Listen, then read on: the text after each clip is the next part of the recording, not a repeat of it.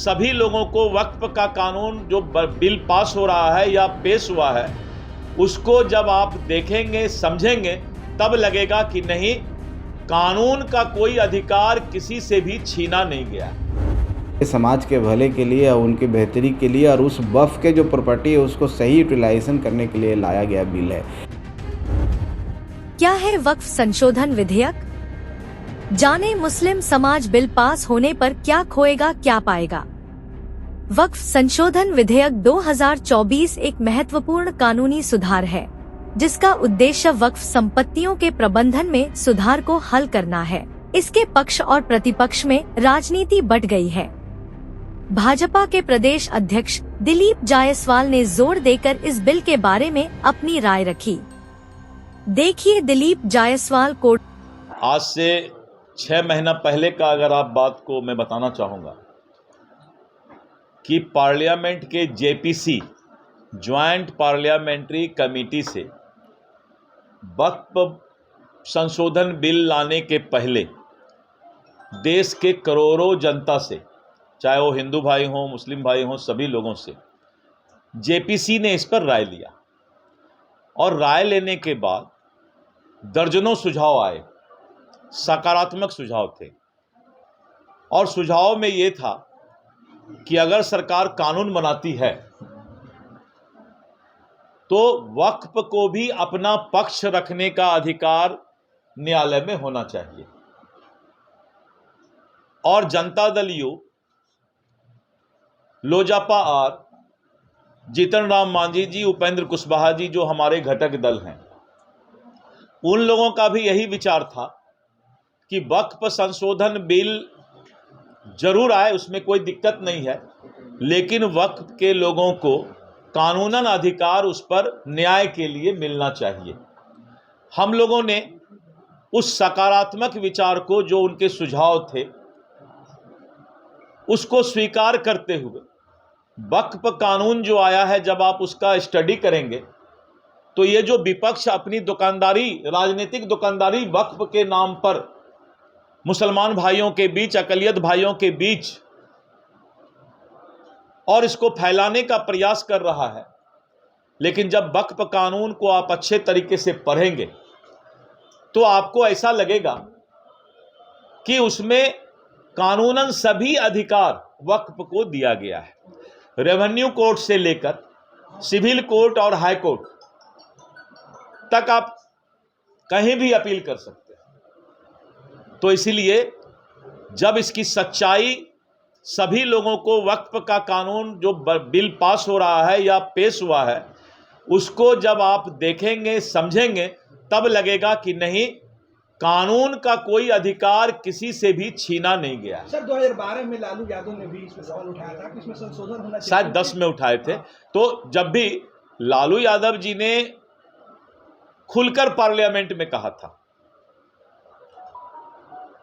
कि वक्फ कानून जो है उसमें संशोधन करने की आवश्यकता है, और आज जो बीजेपी बोल रही है उससे 10 गुना बढ़ चढ़कर उन्होंने जो है भाषण दिया है। लेकिन लालू जी या कांग्रेस और इंडी गठबंधन, इनका दोहरा चरित्र है। पता नहीं किस मुंह से 2010 या 12 में क्या बोलते हैं और आज क्या बोलते हैं।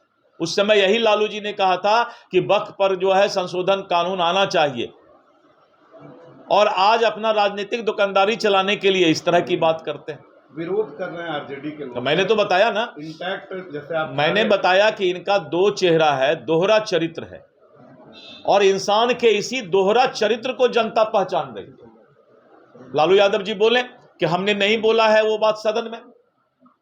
अगर उन्होंने सदन में ये बात बोला है वक्फ को के बारे में संशोधन और बिल होना चाहिए, कानून बनना चाहिए, तो आज उनको भगवान से डरना चाहिए। जेडीयू एमएलसी है गुलाम गौस, उन्होंने कहा है प्रधानमंत्री जी को इस बिल को वापस लेना चाहिए। गुलाम गौस जी ने बिल वापस के बारे में चर्चा नहीं किया।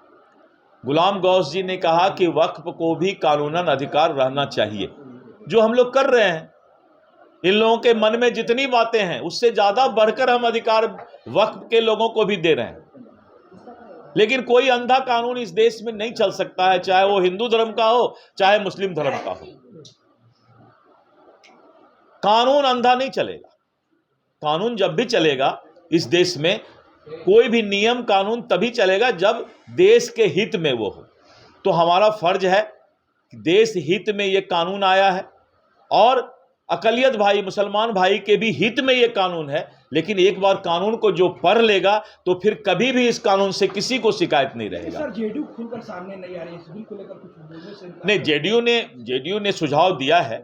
जेडीयू का सुझाव है कि वक्फ बिल जरूर आए, लेकिन वक्फ के बारे में उनको कानूनन अधिकार रहना चाहिए जो उनको दिया जा रहा है। यह विधेयक वक्फ अधिनियम 1995 में किए गए कुछ महत्वपूर्ण संशोधनों पर आधारित है। प्रमुख सुधार पर ध्यान दीजिए। विधेयक के अनुसार मुसलमानों द्वारा बनाए गए ट्रस्टों को वक्फ संपत्ति के रूप में नहीं माना जाएगा। इससे ट्रस्टों का पूर्ण नियंत्रण सुनिश्चित होगा। एक केंद्रीय पोर्टल के माध्यम से वक्फ संपत्तियों का पंजीकरण, ऑडिट, मुकदमेबाजी आदि स्वचालित रूप से किया जाएगा। पारदर्शिता और दक्षता में सुधार होगा। वक्फ समर्पण के लिए पात्रता अब केवल वे मुसलमान जो कम से कम 5 साल से प्रैक्टिस कर रहे हैं अपनी संपत्तियों को वक्फ के लिए समर्पित कर सकेंगे। वक्फ विधेयक पर हिंदुस्तानी आवाम पार्टी के नेता और कैबिनेट मिनिस्टर ने भी वक्तव्य दिया। उन्होंने कहा कि गरीब मुसलमान के हक में संशोधन किया गया है। जो लोग नहीं जानते हैं वे लोग इस पर विवाद कर रहे हैं। पारिवारिक वक्फ में महिलाओं के अधिकार, महिलाओं को वक्फ समर्पण से पहले अपनी विरासत का अधिकार मिलेगा।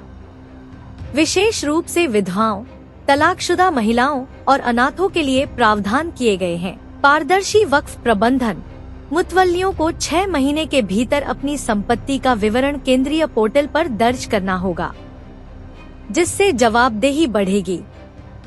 गैर मुस्लिम प्रतिनिधित्व, वक्फ बोर्डों में समावेशिता सुनिश्चित करने के लिए 2 गैर मुस्लिम सदस्य नियुक्त किए जाएंगे। सरकारी भूमि और वक्फ विवाद, सरकारी संपत्तियों पर वक्फ के दावों की जांच कलेक्टर से ऊपर के अधिकारियों द्वारा की जाएगी ताकि अनुचित दावों से बचा जा सके।